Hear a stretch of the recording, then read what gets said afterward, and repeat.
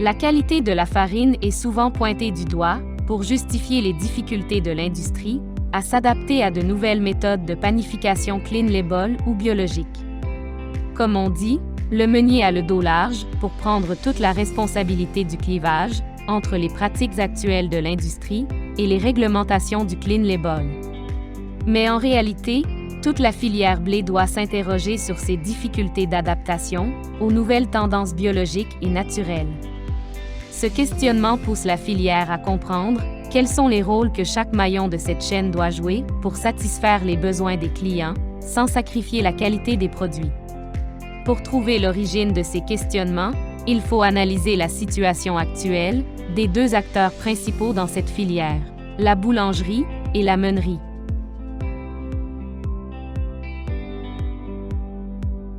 La réalité de la pratique actuelle de la boulangerie industrielle, c'est-à-dire non artisanale, est qu'elle a mécanisé le pétrissage, qui est maintenant beaucoup plus intense. Sachant que le pétrissage et la fermentation sont deux opérations qui oxydent la pâte et participent à la formation d'un bon réseau de gluten, plus le pétrissage est agressif, moins la fermentation doit être longue. Pour des raisons purement économiques, l'industrie a choisi d'augmenter le pétrissage de 300 à 1200 tours par minute et de diminuer la fermentation de 6 à 1 heure. Suite à ces changements, la pâte n'a plus aucune tolérance au stress qu'elle subit et l'industrie doit compenser par l'ajout d'améliorants pour corriger le manque de performance de cette pâte.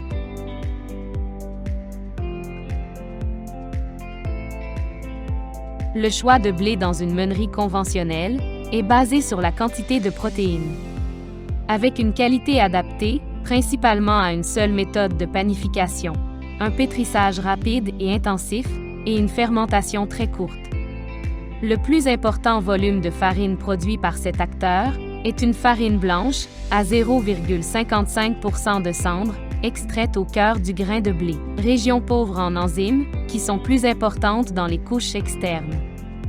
En effet, pour compenser la qualité inadaptée des protéines de blé utilisées et le manque d'enzymes dans la farine, les minotiers sont obligés d'ajouter des améliorants ou des auxiliaires technologiques pour garantir un produit fini, mieux adapté à la réalité industrielle. On peut donc comprendre facilement l'ampleur de l'écart entre les pratiques de ces deux acteurs et la réclamation du consommateur d'un pain clean label ou biologique, sans améliorant, qui doit se composer seulement de 4 ingrédients: farine, levure ou levain, sel et eau. Pour atténuer cet écart, on va essayer dans la suite de ce reportage d'énumérer les acteurs de cette filière et expliquer l'importance de leur interaction pour réussir à offrir un pain simple et délicieux, recherché par les consommateurs.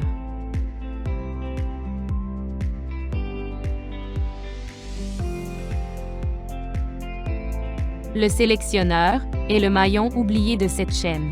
Souvent évité, vu sa réputation injustement entachée par les OGM. L'implication de la minoterie et des boulangers est primordiale pour aider les sélectionneurs à choisir les bonnes variétés, non sur la quantité de protéines, mais plutôt sur la base de la qualité des protéines et leur capacité à tolérer différents processus et temps de fermentation.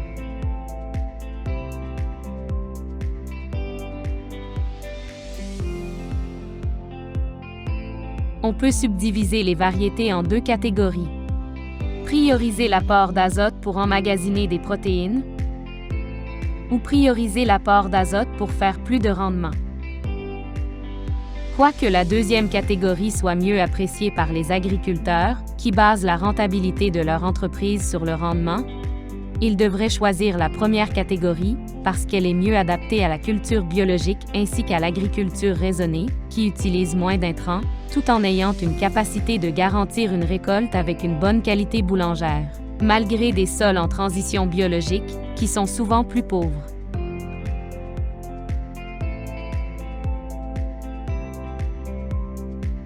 L'équipe de minoterie doit croire à la diversité, à ce que les variétés de blé peuvent nous apporter, en reconnaissant les points faibles et les points forts de chacune des variétés.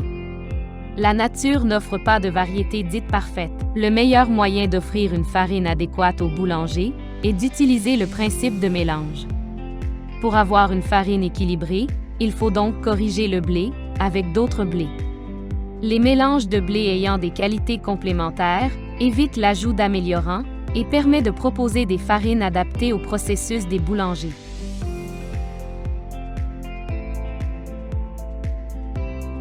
Le boulanger doit communiquer avec son minotier et s'impliquer dans le choix de sa farine, qui sera fabriquée avec le bon mélange de blé et qui répondra adéquatement à son processus de panification.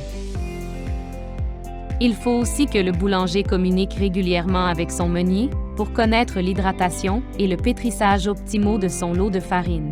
Ceci veut dire que le boulanger doit être prêt à faire des ajustements simples au besoin. Il obtiendra ainsi une bonne lecture de ses pâtes. Le boulanger doit aussi adapter la fermentation et les ferments à la qualité de la farine qu'il utilise. À chaque année, pour des raisons climatiques, l'extensibilité, la ténacité et l'élasticité du gluten peuvent varier. Il est possible de corriger un manque d'extensibilité en utilisant une pouliche qui est très riche en protéases. À l'opposé, on peut gagner de la force en utilisant des levains pâteux.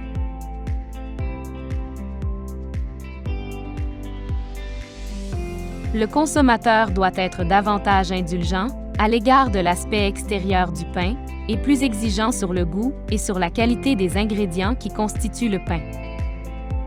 Le consommateur se fie beaucoup sur le fait que le pain remplit le sac d'emballage ou que les sandwichs dans un présentoir ont tous la même grosseur. Le pain n'est pas comme un meuble qui a des dimensions exactes.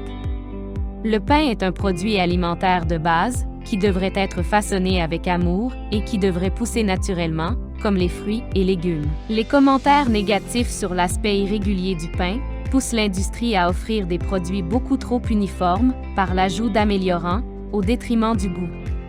Ceci engendre aussi énormément de pertes, car tous les pains qui n'entrent pas dans les normes de dimension sont rejetés après la cuisson. Un gâchis inutile.